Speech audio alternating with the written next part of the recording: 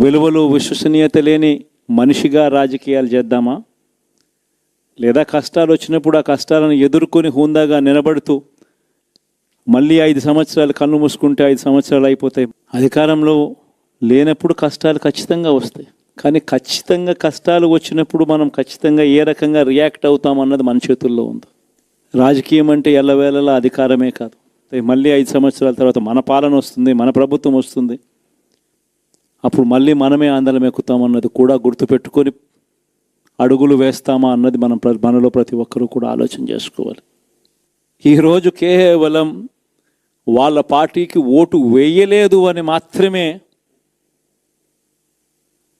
ఓటుకు వేయకపోవడమే పాపం అన్నట్టుగా ఈరోజు రావణ కాష్టం సృష్టిస్తూ ఉన్నారు, విధ్వంసం చేస్తూ ఉన్నారు, ఆస్తులు నష్టం చేస్తున్నారు, కొడతా ఉన్నారు, అవమానిస్తూ ఉన్నారు. ఇవన్నీ శిశుపాలుని పాపాల్లో భాగాలుగా ఇవన్నీ అప్పుడే పాపాలు మొదలయ్యాయి. ఒకవైపున మనమేమో మనకు ఓటు వేయకపోయినా కానీ ఏ రోజు కూడా డిస్క్రిమినేషన్ చూడలేదు.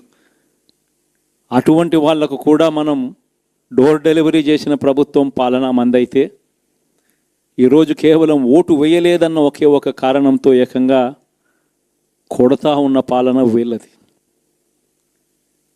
ఈ పాపం ఊరికే పోదు.